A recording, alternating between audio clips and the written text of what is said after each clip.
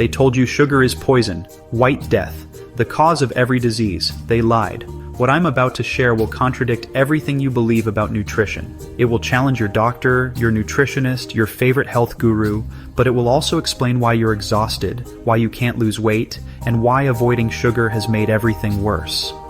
Ready?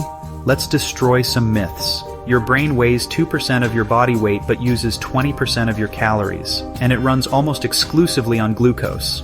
Sugar. Every second, your neurons are burning through 120 grams of glucose just to keep you conscious. Deprive them and watch what happens. Brain fog, anxiety, depression, insomnia. Sound familiar? But they told you these are sugar withdrawal symptoms that you need to push through, that your brain will adapt to running on ketones. Here's what they didn't tell you. When you restrict glucose, your body goes into crisis mode. Cortisol skyrockets, adrenaline pumps. Your liver frantically breaks down muscle tissue to make the glucose your brain demands. You're literally cannibalizing yourself to stay alive.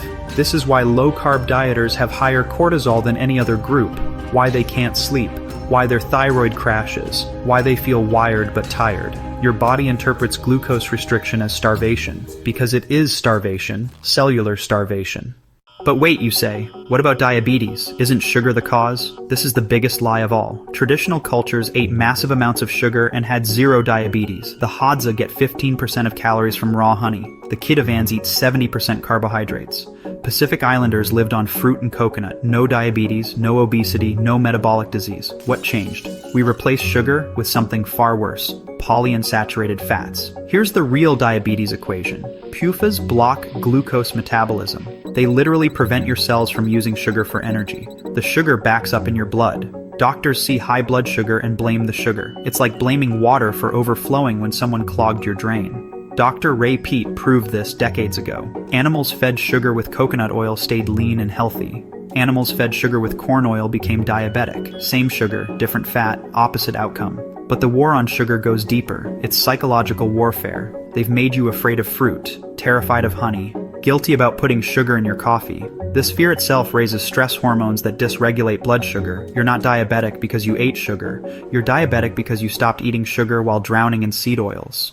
Let me tell you what sugar actually does in a healthy metabolism. First, it lowers stress hormones. When cells get quick glucose, they don't need cortisol and adrenaline. Stress drops, inflammation falls, healing begins. Second, it supports thyroid function. Your thyroid needs glucose to convert T4 to active T3. Without sugar, your metabolism slows to a crawl. Third, it improves insulin sensitivity. Yes, you read that right. Regular sugar intake with meals improves how cells respond to insulin. It's sugar restriction that causes insulin resistance.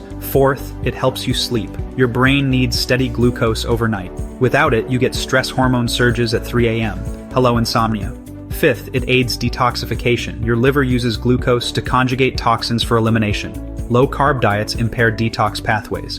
But not all sugars are equal. Here's the hierarchy. Best, fruit sugars with their cofactors, vitamins, minerals, enzymes. Ripe tropical fruits are metabolic medicine. Great.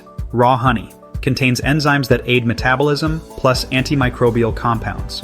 Good. Milk sugars, lactose comes packaged with calcium and protein for steady energy. Fine. White sugar in context. With adequate protein and nutrients, even table sugar can be metabolic fuel. Toxic. High fructose corn syrup, especially with PUFAs, artificial sweeteners that dysregulate metabolism.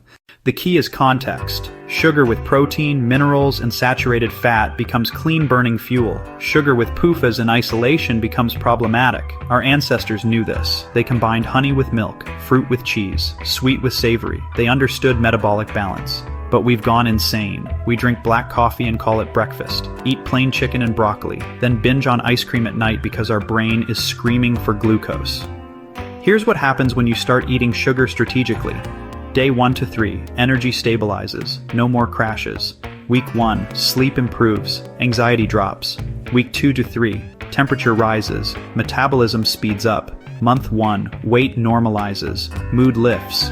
I know this sounds impossible. How can eating more sugar help you lose weight? Because weight gain isn't about calories. It's about stress. When cells get the glucose they need, stress hormones drop. Your body stops hoarding fat. Metabolism increases. You burn more calories at rest than you did starving yourself. Here's a practical protocol. Morning, fresh orange juice or fruit with breakfast. Provides quick glucose to shut down overnight stress hormones. Mid-morning, piece of fruit with cheese. Sustained energy without crashes. Lunch, include white rice or potatoes. Starch converts to glucose steadily. Afternoon, milk with honey when energy dips. Prevents cortisol surge. Dinner, include carbs to support overnight brain function. Before bed, warm milk with honey. Ensures steady glucose for deep sleep. Always pair sugars with protein and/or fat. Never eat sugar alone on empty stomach. Salt food adequately. Sodium helps cells utilize glucose. The results speak for themselves. Sarah, 42. Added 200 burn carbs daily, lost 30 pounds. Mike, 38. Started eating fruit, testosterone doubled. Lisa, 45. Included honey, chronic fatigue resolved. David, 50. Added orange juice, prediabetes reversed. These aren't anomalies. This is normal physiology when you stop fighting your biology. But perhaps the biggest benefit is psychological. When you stop fearing food, everything changes. Meals become joyful, energy becomes abundant, life becomes sweet again, literally. The sugar phobia has created a generation of exhausted, anxious, metabolically broken people. We're running on stress hormones and calling it health. Your ancestors would be appalled. They celebrated sugar, in fruit, in honey, in milk. They understood it as the fundamental fuel of human life. Modern science proves they were right. Every study showing sugar is harmful used it with PUFAs, in isolation, or in metabolically broken subjects. When you study sugar in a healthy context, it's profoundly healing. Your brain is begging for glucose. Your thyroid needs it. Your liver depends on it. Every cell uses it preferentially when available. Stop the madness. Eat the fruit. Enjoy the honey. Put sugar in your coffee with cream. Watch your energy soar. Watch your metabolism heal. Watch your life transform. The sweet truth has been there all along. Time to taste it.